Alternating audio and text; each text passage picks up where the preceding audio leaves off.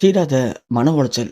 விபத்தில் சிக்கிய விஜயகாந்த் மனைவி பிரேமலதா வெளியான அந்த அதிர்ச்சி செய்தி தேமுதிக தொண்டர்கள், தமிழக மக்கள் அனைவருக்கும் உச்சக்கட்ட சோகத்தை ஏற்படுத்தியிருக்கு.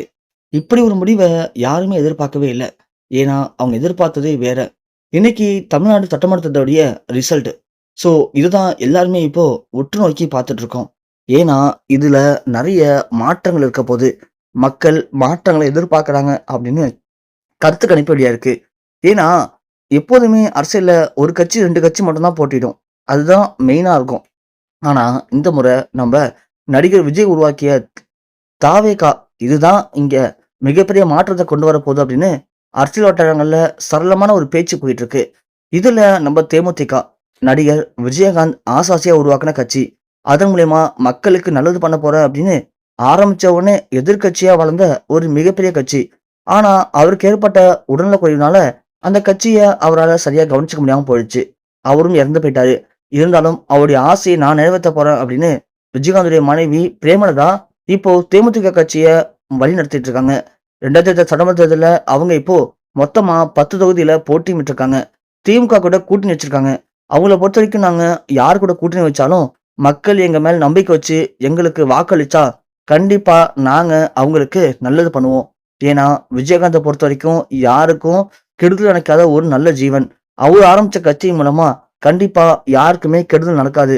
எல்லாருக்குமே நல்லது மட்டும் தான் நடக்கும். நம்பி வாக்களிங்க அப்படின்னு பிரேமலதா அந்த 10 தொகுதியிலயும் கடுமையான பிரச்சாரம்லாம் ஈடுபட்டாங்க. அவங்களும் இப்போ ஒரு தொகுதியில நின்னுருக்காங்க. அதே மாரி அவங்களுடைய 10 தொகுதியும் கண்டிப்பா ஜெயிச்சிரும் அப்படிங்கிற நம்பிக்கை எங்களுக்கு இருக்கு அப்படின்னு பிரேமலதா ஆல்ரெடி நெறைய பேட்டிலாம் அளிச்சிருக்காங்க. அதே மாரி இன்னைக்கு அந்த சட்டமன்றத்துடைய ரிசல்ட் வெளியாக போகுது. ஆல்ரெடி வாக்கு எண்ணிக்கைலாம் அ செக் பண்ண ஆரம்பிச்சுட்டாங்க. கண்டிப்பா தேமுதிக ஜெயிச்சிரும் அப்படின்னு நம்பிக்கையில பிரேமலதா இன்னைக்கு அதிகாலையிலேயே கேப்டன் விஜயகாந்துடைய சமாதிக்கு போயிட்டு அங்க அவங்க சாமிலாம் கும்பிட்டுருக்காங்க. ஸோ உங்களுடைய பெரிய ஆசை இன்னைக்கு நிறைவேற போகுது. கண்டிப்பா அதே மாரி நீங்க ஆசைப்பட்ட மாரி அடுத்தது நம்ப மகனுடைய திருமணம் தான். அதையும் நான் கண்டிப்பா பண்ணி வச்சுருவேன். உங்களுடைய ஆசையெல்லாம் நிறைவேத்தி, உங்களுடைய ஆத்மா சாந்தி அடையறதுக்கு நான் உறுதுணையா இருப்பேன் அப்படின்னு பிரேமலதா விஜயகாந்த்ட்ட வேண்டிக்கிட்டு, அங்கேருந்து கிளம்பி பூத் எந்த இடத்துக்கு போலான்னு சொல்லி கிளம்பியிருக்காங்க. அப்படி பிரேமலதா போயிட்டு இருக்கும்போதே அவங்களுக்கு ஒரு ஃபோன் கால். அதுல அவங்க நின்ன இடம், அவங்களுடைய ஆளுங்க நின்ன இடத்துலலாம் விஜயோடைய கட்சி தான் இப்போ மெஜாரிட்டில போயிட்டு இருக்கு அப்படின்னும், நாம ரொம்பவுமே பின்வாங்கி இருக்கோம். ஒரு பக்கம் பார்த்தா நாம ஜெயிக்கிறதுக்கு வாய்ப்பே இல்ல அப்படிங்கிற ஒரு செய்தி. அத கேட்டு பிரேமலதா பயங்கரமா அதிர்ச்சி அடைஞ்சிருக்காங்க. பயங்கர மன உளைச்சல் உள்ளாயிருந்திருக்காங்க.